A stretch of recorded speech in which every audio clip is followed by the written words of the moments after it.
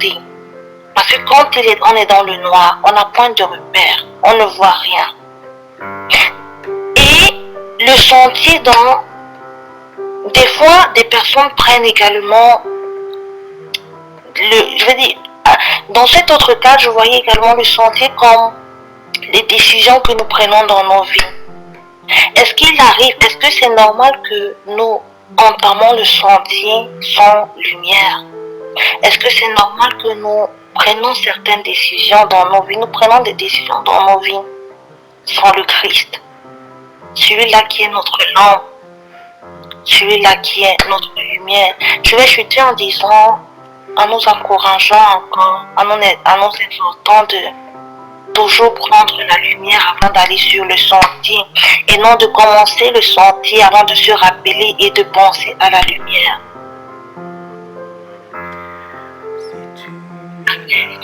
Merci Seigneur.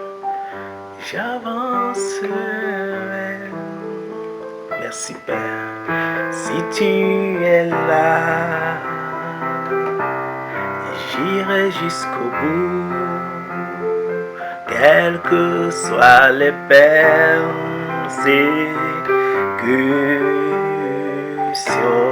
si tu es là, je ne pourrais me perdre. Si tu es là, j'avancerai. Si tu es là, j'irai jusqu'au bout.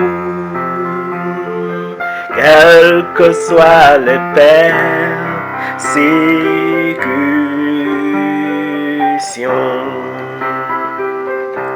si tu es là, je ne pourrais me perdre. Si tu es là, j'avancerai. Si tu es là, j'irai jusqu'au bout. Quelles que soient les persécutions,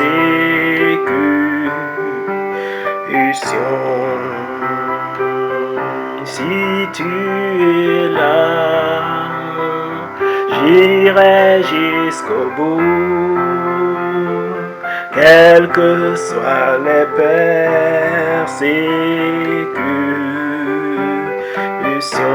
oh, si tu es là,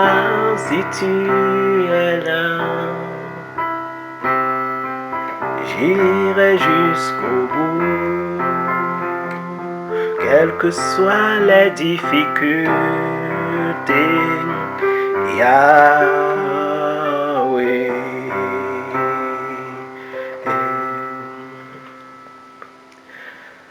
Merci Seigneur pour ce cantique. Si le Seigneur est là, nous irons jusqu'au bout. Nous ne pouvons nous perdre.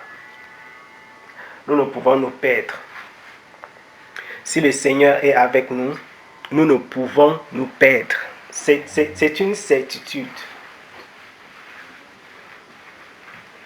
C'est une chose que nous savons pour vrai.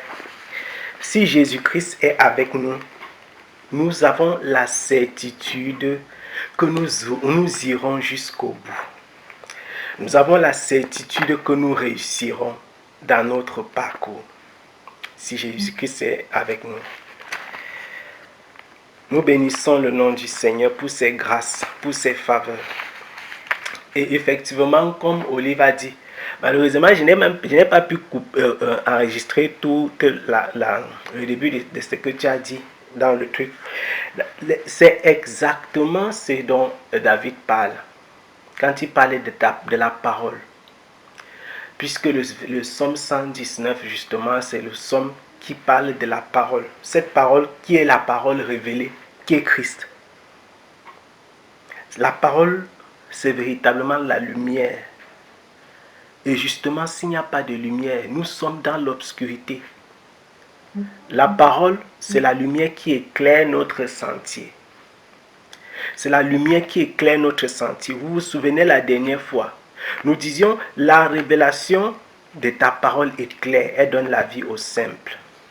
La révélation de la parole. C'est la révélation de la parole qui est claire. Si tu n'as pas de révélation de Jésus-Christ, tu es une personne perdue. Si tu marches sans Jésus-Christ, tu es une personne perdue. Le Seigneur déclare encore que si le Fils vous affranchit, vous serez réellement affranchis. Cela est valable pour tous les domaines et dans tous les domaines de la vie. Si le Fils vous affranchit, vous serez réellement affranchis. Si le Fils te délivre, si le Fils te sauve, tout ce que Jésus-Christ fait, il le fait à fond, définitivement et certainement. Mais quand tu fais de toi-même, c'est un échec. Avant même que tu ne commences, tu vas échouer. C'est pourquoi le Seigneur déclarera encore que sans moi, vous n'êtes rien. Vous vous souvenez de tous ces textes que je cite. Jésus-Christ dira encore que sans moi, vous n'êtes rien. Sans moi, vous n'êtes rien. Nous rendons vraiment grâce au Saint-Esprit pour ce message, pour ce cantique qui cadre avec notre condition humaine. Si tu es là, Seigneur, si tu es là, Jésus-Christ, je ne pourrais me perdre. Si tu es là, je ne pourrais m'égarer. Si tu es là, j'avancerai. Si tu es là, j'irai jusqu'au bout. Quelle que soit la persécution, quelle que soit la maladie, quel que soit mon état de santé, quel que soit mon état de pauvreté, quelle que soit mon ignorance, vous savez que ce ne sont pas les personnes qui ont beaucoup étudié qui vont rencontrer le Seigneur. Ce sont celles qui marchent avec lui. Ce ne sont pas ceux qui ont les diplômes de théologie. Ce sont ceux qui marchent avec lui. Ce ne sont pas ceux qui maîtrisent le plus des versets bibliques. Parce que Satan connaît les versets bibliques. Ce sont ceux qui marchent avec lui. Ce sont ceux qui portent sa lumière. Si tu es là, je ne pourrais me perdre. Je ne peux promener des regards inquiets. Comme Jésus-Christ déclare dans le livre de Luc. Il dit que ne crains point, petit troupeau. Ne crains point. Car votre Père a trouvé bon de vous donner le royaume. Ce qui a été vrai pour les apôtres. La Bible déclare que nous avons été édifiés. Nous sommes édifiés sur le fondement des apôtres et des prophètes. Les prophètes qui sont passés avant nous, les prophètes qui nous ont légué, qui ont porté cette parole, qui l'ont sondé, ils ont vécu cela et ils ont expérimenté la même chose. Sans vouloir rentrer dans les détails extrêmement par rapport à ce sujet, par rapport à ce message. Je vais prendre juste deux exemples, puisque je parlais des apôtres et des prophètes. Regardez deux événements qui ont été vécus dans les Écritures. Quand vous voyez ce qui s'est passé, vous voyez ce qui s'est passé dans l'Ancien Testament. Lors du déplacement de l'Exode, lors du voyage de l'Égypte pour la terre promise. Le peuple va faire quelque chose d'extrêmement grave. Dieu avait l'habitude de marcher avec eux. Il avait l'habitude de les accompagner.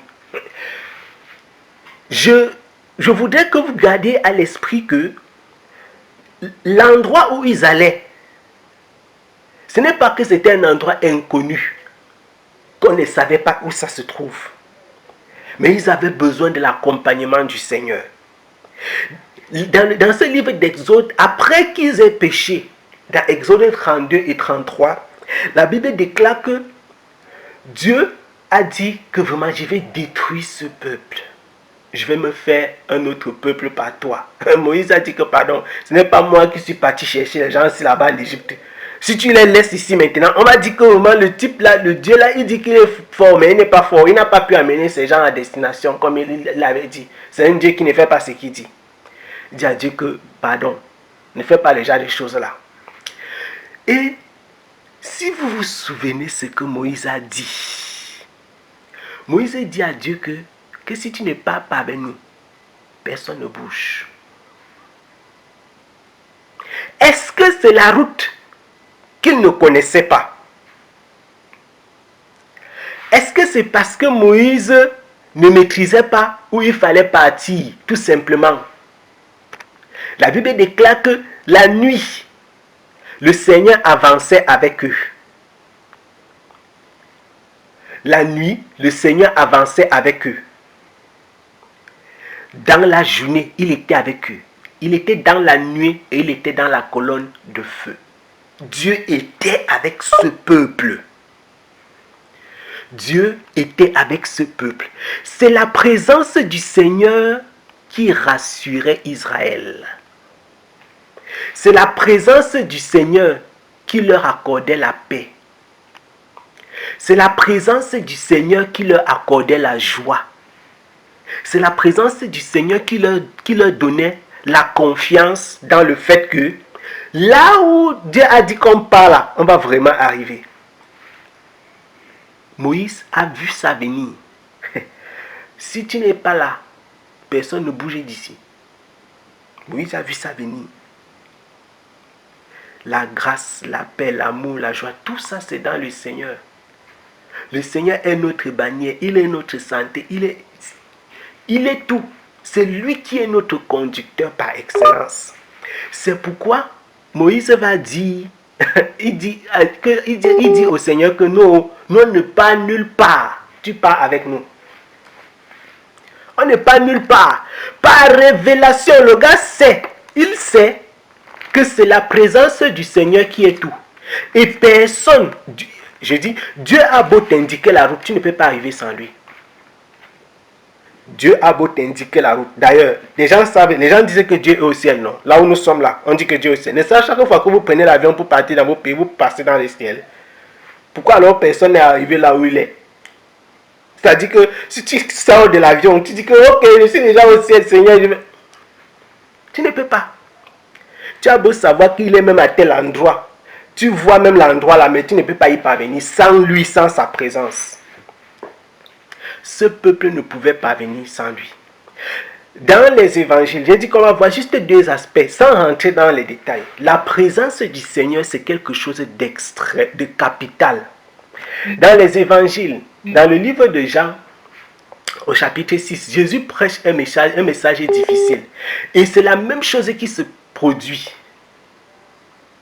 Souvenez-vous que nous sommes édifiés sur les symboles des apôtres et des prophètes. Les apôtres qui ont marché avec le Seigneur, les prophètes qui ont marché avec le Seigneur et ceux qui sont passés avant lui, ils ont prêché le même message. La vie de Moïse parle de la même chose que la vie de ceux qui sont passés après lui.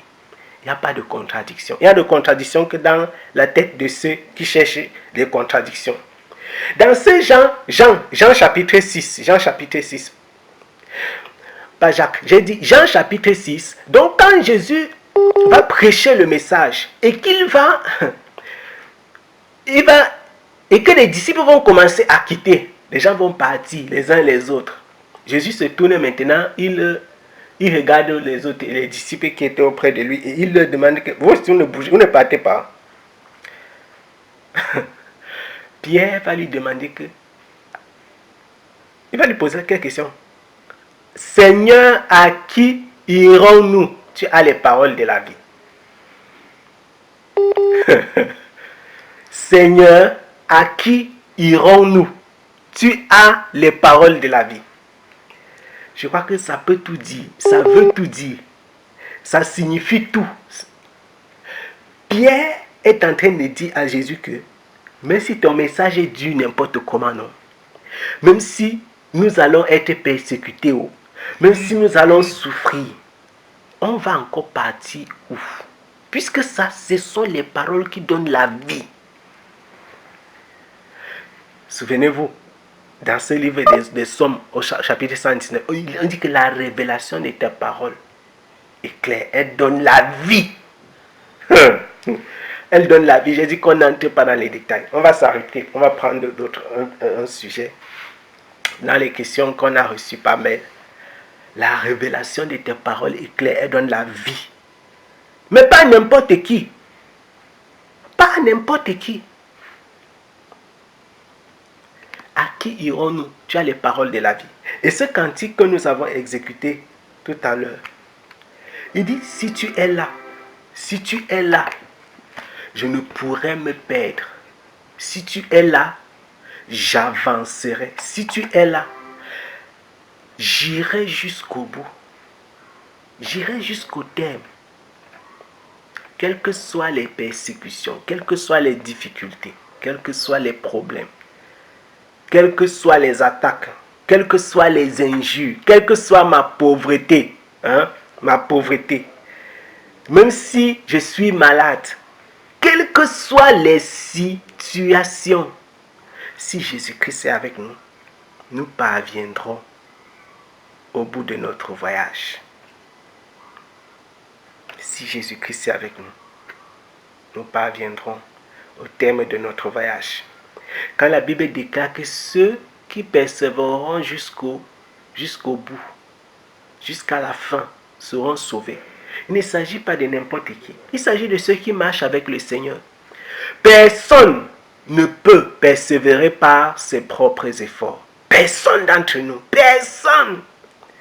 Ce Matthieu chapitre 24, Apocalypse, à chaque fois Jésus-Christ répète. Celui qui persévérera, Il ne s'agit pas de persévérer par tes efforts, avec les astuces, comme les astuces de cuisine, comment laver les assiettes, pour comment faire. Non, ce n'est pas avec les astuces, c'est avec sa présence. C'est avec sa présence. C'est pourquoi la Bible parle dans ce livre de Matthieu chapitre 25 de l'huile de ceux qui ont conservé et de ceux qui n'en avaient pas. C'est avec la présence du Seigneur. C'est avec la présence du Seigneur. Si le Seigneur est là, on ne peut se perdre. Si le Seigneur est avec nous, nous allons avancer. Si le Seigneur est avec nous, nous irons jusqu'au bout. Si le Seigneur est avec nous, nous irons jusqu'au bout. Nous avons un Dieu bon. Nous avons un Dieu fidèle. C'est la raison pour laquelle Jésus-Christ déclare aux apôtres, il leur a dit ceci, que Jésus leur dit que mon Père est plus fort que tous. Personne ne peut retirer de sa main. Personne ne peut ôter de sa main. Personne ne peut ôter de sa main. Parce que le Père est plus fort que tous. Il dit que je donne la vie éternelle. Je leur donne la vie éternelle. Personne ne peut les ôter de la main de mon Père, car mon Père est plus fort que tous. C'est sa présence qui nous suffit. C'est sa présence qui nous suffit.